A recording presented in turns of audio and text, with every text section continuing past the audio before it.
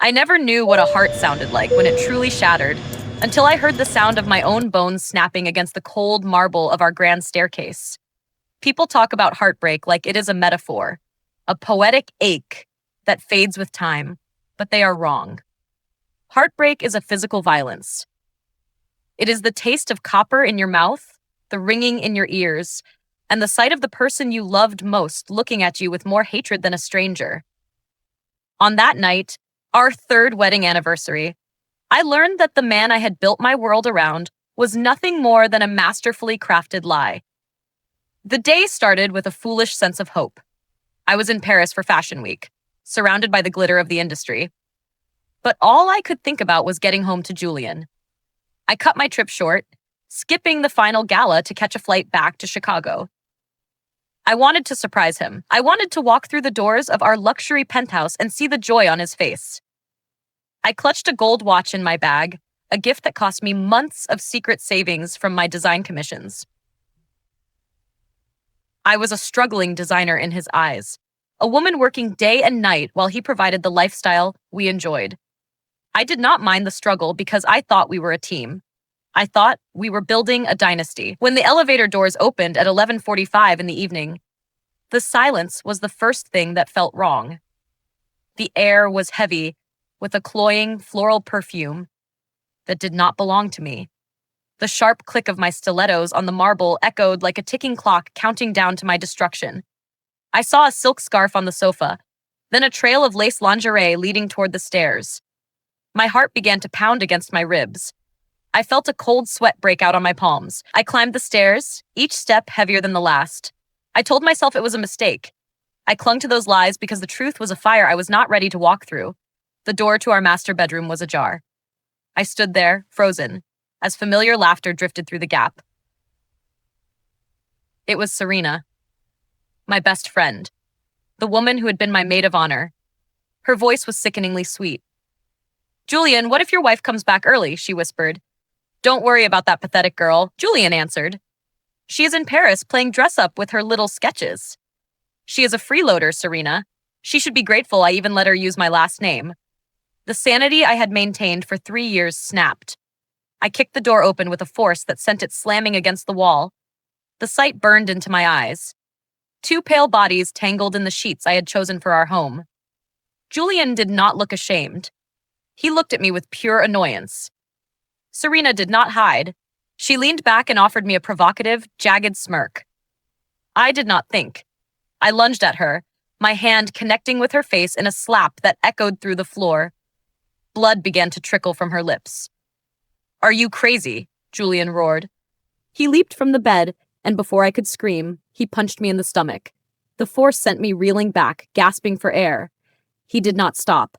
He grabbed me by the hair, his fingers digging into my scalp, and dragged me toward the landing. "Who the hell do you think you are?" he hissed. "You are nothing but a charity case. Serena is the daughter of a titan, someone with real power. How dare you lay a hand on her?" He shoved me with a fit of rage. I lost my balance. I hit the stairs over and over. 1 step, 5 steps, 10 steps. My right leg slammed into the oak corner post at the bottom. A horrifying wet crack rang out, followed by a wave of agony so intense that the world turned into a searing white light before fading to black. I lay there, my leg twisted at an angle no limb should ever be. Julian walked down the stairs slowly. "Stop the drama and get up," he said. Then he deliberately kicked my shattered leg. I felt my soul leave my body as the scream finally tore from my lungs. "What a nuisance," Julian muttered. He grabbed my arms and dragged me toward the wine cellar. My broken leg trailed behind me, scraping against the stone. He threw me into the dark, damp room and told the housekeeper I was not to be given food or water for 24 hours. The heavy door slammed shut. I huddled in the darkness, clutching my shattered limb. He thought he had broken me. He had no idea that beneath the woman he had abused, there was a legacy of blood and fire. He had forgotten who my father was. My father was Lorenzo Moretti, the head of the most powerful syndicate in the country. I reached for the phone in my inner pocket. "Dad?" I whispered. Julian broke my leg. He locked me in the dark. "Please, leave no one in this house alive." The darkness of the wine cellar was thick and suffocating, tasting of ancient dust and the metallic tang of my own blood. Every breath I took felt like a jagged blade scraping against my lungs, and the pulsing agony in my shattered right leg was a live wire under my skin, sending jolts of white-hot electricity through my spine. I was a broken bird, discarded among vintage bottles and forgotten shadows like a piece of trash Julian no longer valued. But as I huddled on the damp, freezing stone floor, a cold and ancient part of my soul began to stir from a 10-year sleep. I reached into my hidden pocket and pulled out the phone I had vowed never to use. My thumb hovered over the single contact I had spent a decade trying to erase from my memory. I pressed call. The silence on the other end stretched for 3 agonizing rings before a low, authoritative voice answered. It was a voice that commanded empires and silenced enemies with nothing but a whisper. "Yeah," he said, his tone heavy with the weight of 1,000 secrets. My voice was a raw, broken thread of sound, barely audible over the ringing in my ears. "It is me, Isabella." I heard the sound of a heavy chair crashing to the floor on the other side of the line. "Bella," he gasped, his voice shifting from iron to frantic ice in a heartbeat. "What happened?" "Where are you?" "Julian broke my leg," I whispered, the words burning my throat like swallowed glass. "He caught me. He has me locked in the wine cellar, Dad. Please." There was a heartbeat of absolute, terrifying silence that felt like the calm before a hurricane. Then his voice returned, colder than the grave. "I am coming for you, little bird. I will burn that city to the ground to find you. Do not close your eyes." I did not have to wait long. The world above me suddenly shattered. The muffled sounds of Julian's laughter were swallowed by the thunder of heavy boots and the staccato rhythm of breaking glass. There were no shouts for mercy, only the heavy, rhythmic thuds of bodies hitting the floor and the sharp, clinical efficiency of the Moretti soldiers. The steel door of the cellar groaned as it was kicked off its hinges with a single deafening blow that echoed through the hollows of my chest. A blinding light flooded my prison, and Dante, my father's most loyal shadow, stepped through the swirling dust. His hawk-like eyes landed on my mangled leg, and for a second, a flicker of pure, murderous intent crossed his face. He knelt beside me, his touch as gentle as a summer breeze despite the fresh blood on his knuckles. "The dawn sent me, Miss Isabella," he murmured. "You are safe now. The monsters are gone. They carried me out of that house like a queen being returned to her throne." Upstairs, the penthouse was a graveyard of Julian's pride. His high-priced security team lay unconscious or groveling on the floor in silent terror. I did not even glance at the master bedroom where my marriage had been slaughtered.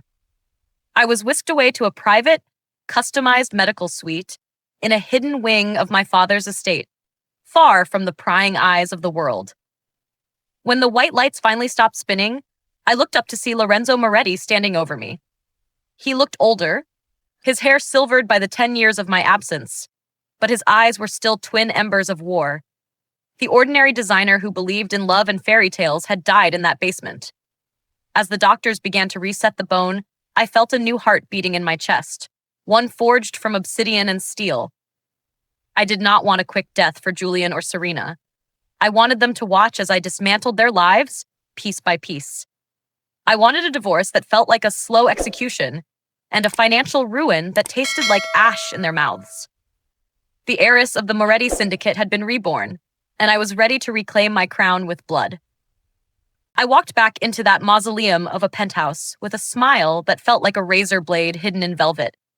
The heavy metal brace on my right leg was a silent metronome, clicking against the marble floor as a constant, rhythmic reminder of the night Julian tried to erase me.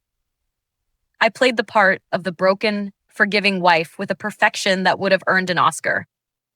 I let him hold my hand, hiding the visceral revulsion that churned in my stomach, while his eyes sparkled with the hollow relief of a man who thought he had dodged a bullet. He believed my father was a distant myth, and that my silence had been bought with fear. He was wrong. Every night while he slept or stole away to whisper to Serena on the balcony, I was a ghost in his digital machine. I accessed his encrypted drives and found the filth he had buried deep within the company accounts. I discovered $2.5 million siphoned from Sterling Construction to cover his spiraling gambling losses at underground casinos in the city. I watched the hidden camera feeds of him and Serena in our bed, recording every treacherous sigh and every cruel laugh they shared at my expense.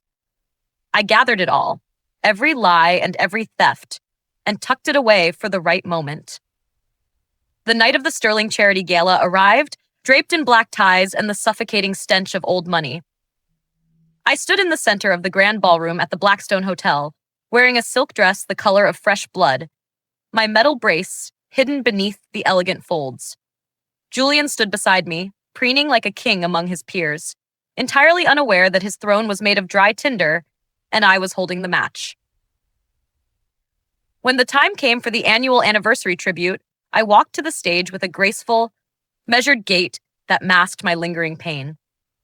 The city elite watched with bated breath as I took the microphone, my face a mask of serene devotion.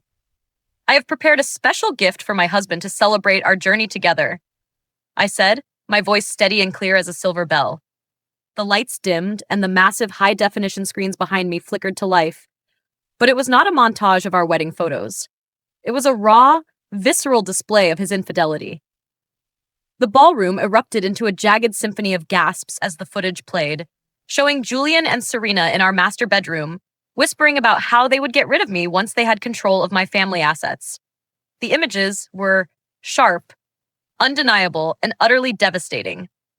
I watched the blood drain from Julian's face until he was as white as a ghost. Serena shrieked and tried to claw her way through the crowd, but the exits were guarded by my father's silent, stone-faced men.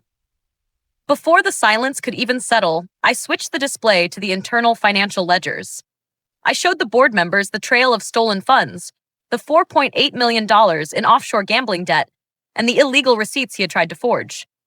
"You did not just break my leg, Julian," I said, my voice projecting to the farthest corner of the hall with a power that shook the chandeliers. "You broke the trust of every person in this room." The board of directors did not wait for a formal meeting or an explanation. They stripped him of his title as Chief Operating Officer right there on the gala floor, in front of the flashing cameras and the very people he had sought to impress. I watched him crumble, a small, pathetic man whose power was built on stolen moments and borrowed wealth. As I walked off the stage, the click of my brace was no longer a reminder of my agony, but a drumbeat of my victory. I did not look back at the ruin I had made of him. I looked toward the heavy oak doors, where the night air waited, cool and clean. I had been a victim for 3 years, but in 1 hour, I had become the architect of his total destruction. The public execution was complete, and the heiress was finally coming into her own. The scent of Julian's humiliation was sweet, but as the echoes of the gala faded, a deeper and colder hunger took root in my chest. Revenge against a cheating husband was merely an appetizer. I was now hunting for the main course. I spent endless nights in a high-rise vault with Adrian Vane, a man whose mind moved through numbers like a shark through dark water. Adrian did not just see digits, he saw the bloodstains hidden behind 20 years of corporate filing. Together, we began to unearth the skeletons that Julian's father had buried beneath the foundations of Sterling construction. We found a shadow ledger, a relic of a time before digital footprints where the ink told a story of a monstrous conspiracy. It was all there in black and white. 2 decades ago, the Sterling and Thorne families had not just been rivals to the Morettis, they had been the hidden architects of our ruin. They had systematically framed my father for crimes he did not commit, using fabricated evidence to seize our legitimate shipping and construction assets. My breath hitched as Adrian pulled a single yellowed police report from the back of the file. It was the coroner's summary of my mother's death. For 20 years, I had lived with the agonizing memory of an accidental fall from our summer estate's balcony. I had been told she lost her balance in the rain. But as I read the notes Adrian had cross-referenced with the Thorne family's private security logs from that same night, the world tilted on its axis. My mother did not fall. She was silenced. She had discovered their plot to dismantle the Moretti legacy, and they had extinguished her light to protect their stolen fortune. The realization hit me like a physical blow to the chest, more painful than any punch Julian had ever thrown. This was no longer a petty war over a broken marriage or a stained bed. This was ancestral justice. I felt the last of my mercy burn away, replaced by a cold and crystalline resolve that tasted of iron and ancient grief. I turned to Adrian, my voice a whisper of pure, lethal intent. Finish them, I said. We did not just attack their reputation, we went for the jugular. Using the evidence of their past crimes, I initiated a relentless and hostile takeover of Sterling Construction. I leveraged every ounce of my father's hidden influence and Adrian's financial wizardry to flood the market with their secrets. I watched the stock ticker on the wall with the clinical detachment of a surgeon. Sterling Construction began to bleed. $100 a share, 75, 40. I felt a grim satisfaction with every point they lost. By the time the opening bell rang on Thursday morning, the Sterling name was toxic. Investors fled like rats from a sinking ship as the news of the 20-year-old murder and corporate theft hit the wires. I watched the numbers plummet until they hit zero. I had driven the empire they built on my mother's grave into total and irreversible bankruptcy. I stood in the wreckage of their legacy, a queen of the ruins, knowing that the sins of the fathers were finally being paid for in full. My mother's soul was finally finding its peace in the silence of their collapse. My marriage was a ghost, but my legacy was a fortress built on the bones of those who tried to destroy us. The iron gates of the state penitentiary groaned with a finality that felt like a long overdue prayer finally being answered. Inside the sterile visitor room, Julian sat behind the reinforced glass, his once custom tailored silk suit replaced by a drab, oversized orange jumpsuit that seemed to drain the very life from his skin. He looked small. He looked like the hollow coward I had always known he was beneath the veneer of stolen wealth. I watched him through the glass partition, feeling nothing but a cold and clinical indifference. He was no longer the monster who had broken my leg in a wine cellar. He was just a ghost haunting the ruins of his own making. The charges against him were a mountain of iron: conspiracy to commit fraud, embezzlement, and attempted murder.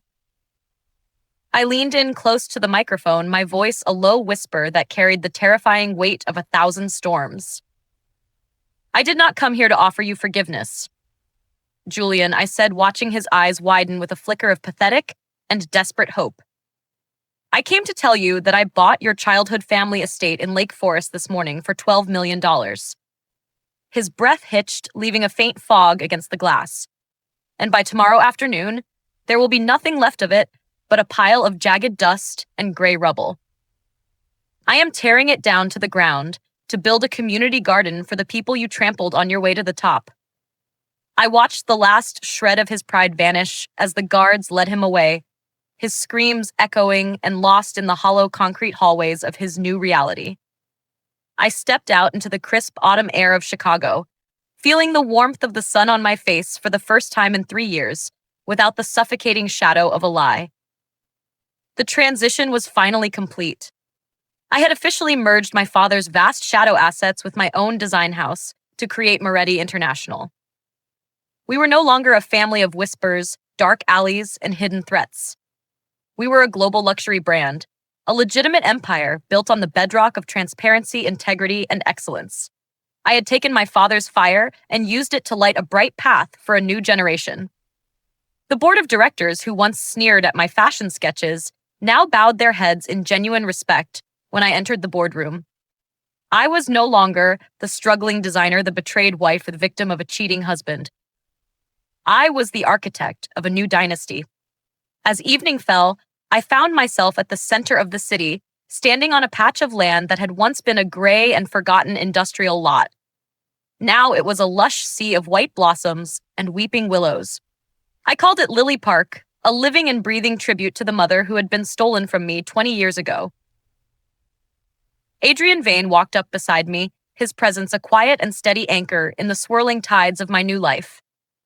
He handed me a crystal glass, the champagne bubbles rising like tiny shimmering stars in the twilight.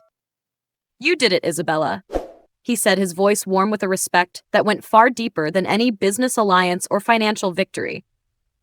I looked at the glittering skyline of the city that once tried to swallow me whole and raised my glass to the darkening sky.